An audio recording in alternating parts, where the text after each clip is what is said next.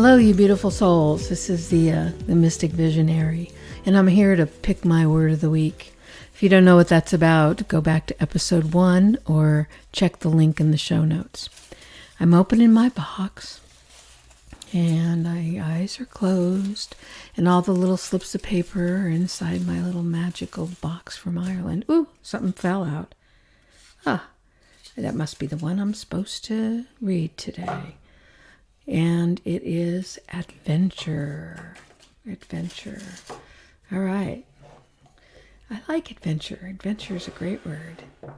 So let me go meditate on that, and then I'm going to come back and talk to you about what adventure means in the new paradigm.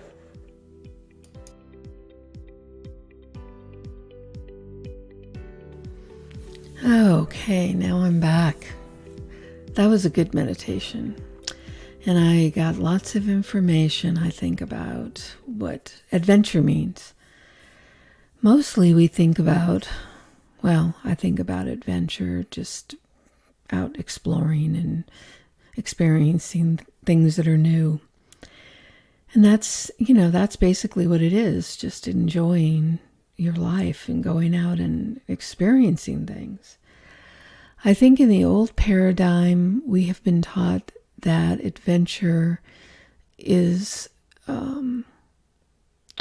something that is purpose-driven, like we have to have meaning, or that it has to be related to some kind of productive activity, or it's part of something we are already participating in, like we're going to go on vacation and we're going to have some adventures, or we're going to take this adventure and on our way to someplace.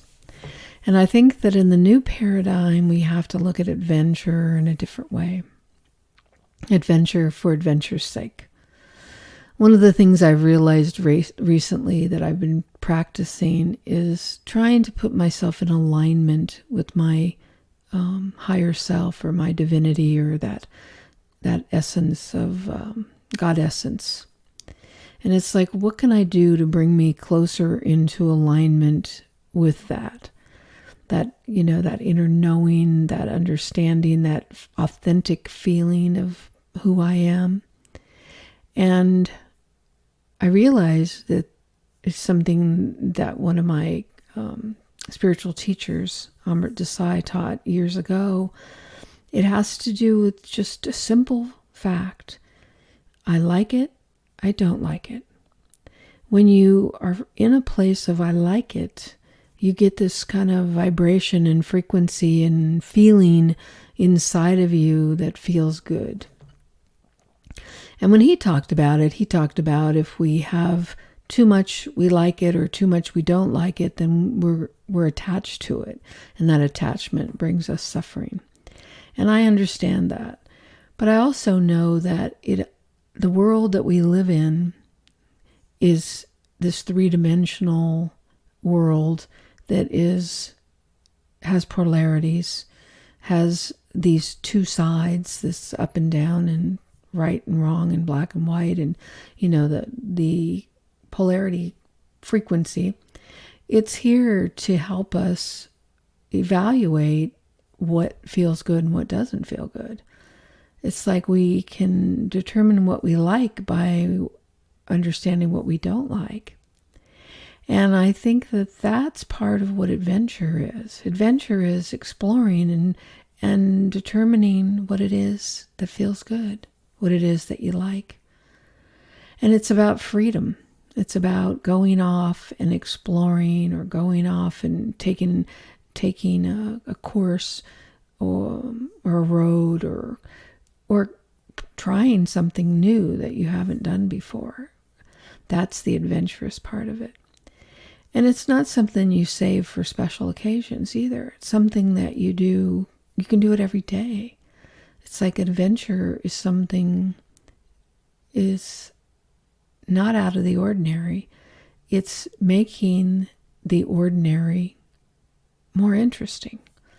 Like an adventure can be anything. I went to the park this morning to take our dog for a walk, and it was pretty early, and There was some mist on the ground, sort of a shimmery kind of feeling because of the moisture in the air from the night. And as I was walking, I suddenly saw these sparkly things on the ground. I'm like, what is that? And I looked down and got closer, and they were mushrooms. But the mushroom caps looked like silver, and because they were wet and the way the sun was glistening on them, it looked like they were silver. It was just really pretty. So I had to get my phone out and take a picture of them. But that right there is allowing yourself to experience something, and that feels like adventure to me.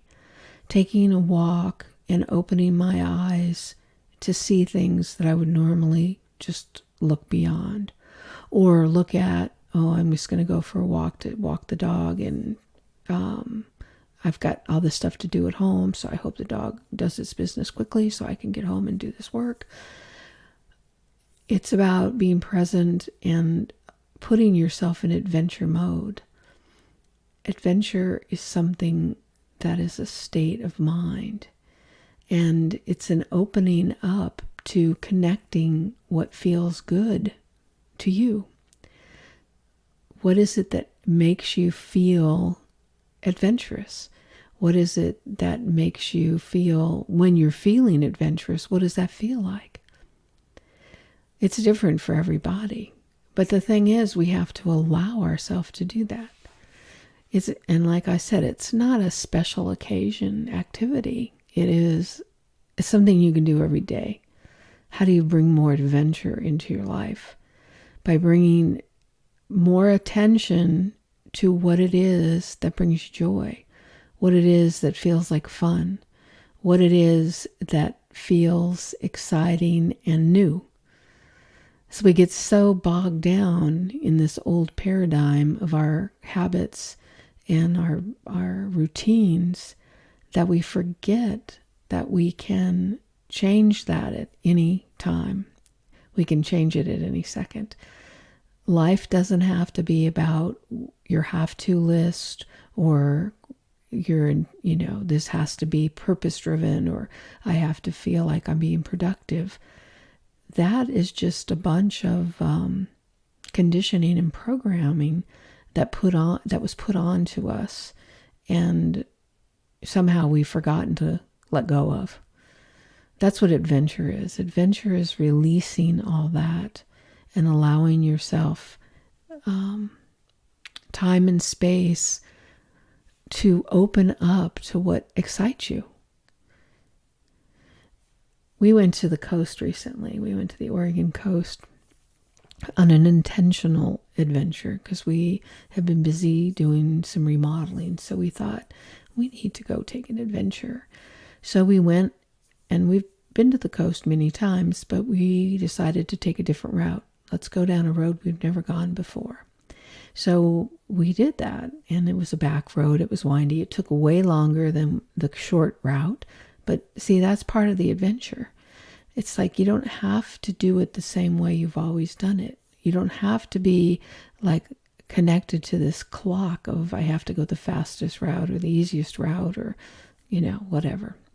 So on our way there, we saw all kinds of interesting things. We saw beautiful, beautiful scenery.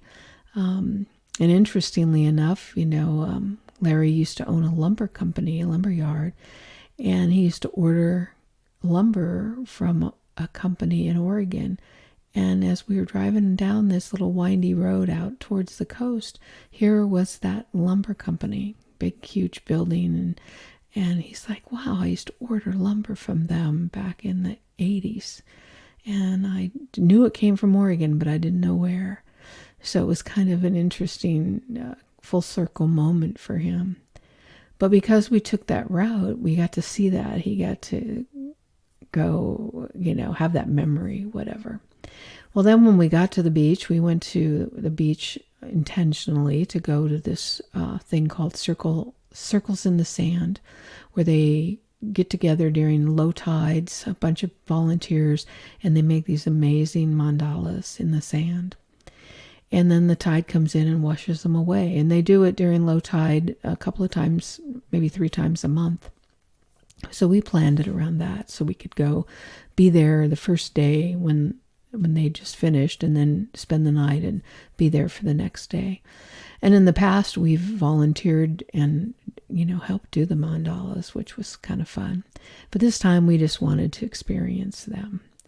So allowing ourselves to have that free time and doing something intentional that we really enjoy, the adventure of that was so rich because it was a conscious choice. And we got a lot out of that. It was so nourishing because we did it intentionally. So we enjoyed the ocean, we enjoyed the beach and the beautiful circles in the sand, the mandalas in the sand and labyrinths. And we walked the labyrinth, and we went down there and walked on the beach and, just enjoyed ourselves. That night we enjoyed the beautiful sunset, and we took a nap, and, all the things that just feel like a getaway. And on the way home, we decided, again, let's go a different route than we've gone before. So we went down the coast all the way down into California and then cut back up to go home. And we stopped at this wonderful little harbor in Brookings, Oregon, and had fish and chips and fish tacos. And it was just a peaceful, replenishing adventure. And we recognized and we planned it around something that we enjoyed, that we wanted to do. But it doesn't have to be elaborate. It doesn't have to be go somewhere or do a trip like we did. It can be, like I said this morning, going to the dog, taking the dog for a walk in the park. The idea is to pay attention, and also intentionally say, I'm just going to take an adventure. There doesn't have to be an outcome. There doesn't have to be a purpose. There doesn't have to be productivity involved. It's about getting in touch with what you enjoy, seeing things, experiencing things that connect you with that deeper part of you, that inner knowing, that, that God essence, that higher self, and allowing that to have some time, to connect with it. And the more you connect with that, the more it is available to you. It's like anything. It's like that muscle memory. It's like, go out there and have an adventure. Do something that you haven't done before. It looks different for every person. You need to look and ask yourself, what feels like an adventure to me? What feels like fun? It's just another word for play. Go outside. Go somewhere. Doesn't even have to be outside, but go do something that feels like you're letting that inner self, your inner child, that inner free spirit have free reign, and see where it takes you. I remember back a long time ago in Ohio, I used to facilitate classes in The Artist Way, the book by Julia Cameron. And they were 13-week groups. And one of the criteria for that group was to have a weekly artist date. And it's where you just take yourself out and do something fun, an artist date, whatever that looks like for you. And it doesn't have to be like, I'm going to go paint or go to a museum. It could be anything. It's that idea of taking an adventure. Going out with yourself and allowing yourself the time and the space to have an adventure. And it was so interesting how people had such a hard time doing that. First of all, they couldn't make the time because they were too busy, or, their life was too hectic, and all the people in their life needed them to do things between their jobs and their kids and and their friends, whatever. And then the other part was they couldn't think of what to do. And so during the years that I did that, I would write down ideas that people had taken artist dates, because during the class, people would report, that was one of the things you did in the beginning of the class. What did you do for your artist date? so people would report. So I would write them down. And so over the years, I had this huge list of things people did for artist dates. So I would give them out to people just to say, here's some ideas if you can't think of anything. And that was just sad to me to realize how segmented and how our lives have become so rigid, where we had scheduled every second of our day so that there was no free time to look inside and find something that you really love and enjoy and go take a couple of hours and do it. And I think that that's what adventure is about for me. This is what I got in my meditation. It's like we need to let go of all the schedules and the purpose-driven behaviors, like it has to have meaning or it has to have value in some way externally, when really the true value of adventure is the internal value. It's like how it makes you feel, and connecting with what feels like fun, what feels like adventure. And I think the more that we're able to do that, the more you can do it. It's like that muscle, like I said, it's building that adventure muscle. And the way you do that is like understanding what feels good to you, what feels like fun, what feels like adventure, and then making time to do it. That's the key. And it doesn't have to be a lot of time, and it doesn't have to be elaborate. It doesn't have to be a trip. It can be a trip to the park. It can be a trip to the Goodwill. It could be, it could be anything. It's like just start looking at life more like, if I was going to take it an adventure today, what would it be? Or on this trip to the grocery store, how could I turn this into an adventure? What can I find at the grocery store that I've never seen before or never eaten before? And maybe buy something new, experience some kind of new food, or stop somewhere along the way at some place you've always wanted to stop, but you've never taken the time to do it. Do a little adventuring. That's what the new paradigm is about, because in that adventuring, in that connecting with yourself and looking inward and going, what does adventure look like to me?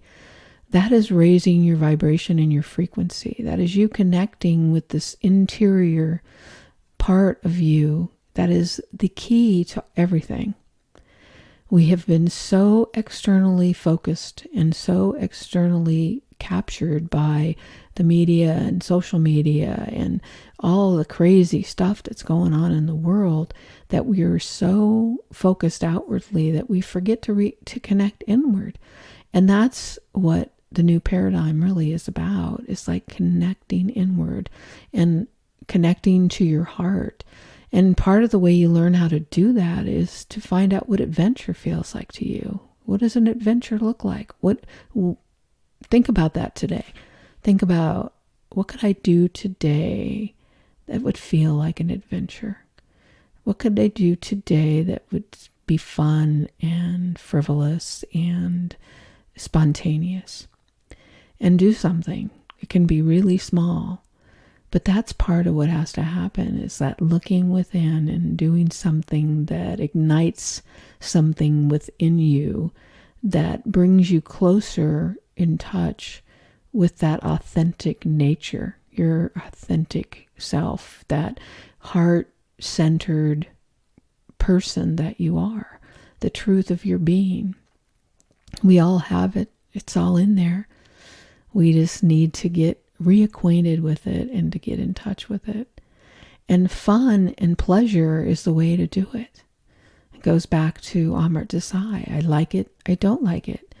Well, if your life is filled with I don't like it's time to figure out what it is that you do like and do some of it. And then that's where the alignment starts. The more you do that feels good, the better you feel. The more you wake up inside, the more you start hearing and listening to your own heart. That is all that this is about, is waking up to that internal understanding that essence of who you are, and allowing it to have a voice. And its voice is already telling you, boy, this looks like fun. I think I'd like to try that. Let's do it. And allowing yourself to do it. That's what adventure is. That's a good word. Adventure. I love adventure. I think I'm going to take one this afternoon. I don't know what I'm going to do yet, but I'm going to figure out. And I think an adventure will probably present itself to me when I open myself to that. All right. That's our word for today. I'll be back next week with another word. Thanks for listening. If you want to learn more about the 5 guiding principles of the new paradigm, you can listen to my audiobook, which is the Pocket Guide to the New Paradigm, which is a free audiobook on YouTube. I'll link it below. And the other thing that I have available is the Heart Archetype quiz. It's a short quiz that answers the question, am I listening to the call of my heart? And you take the quiz and you'll discover what might be blocking you from living the call of your heart. And I think that's what we're all being called to do right now, is to look inside, connect with our heart, and follow its guidance.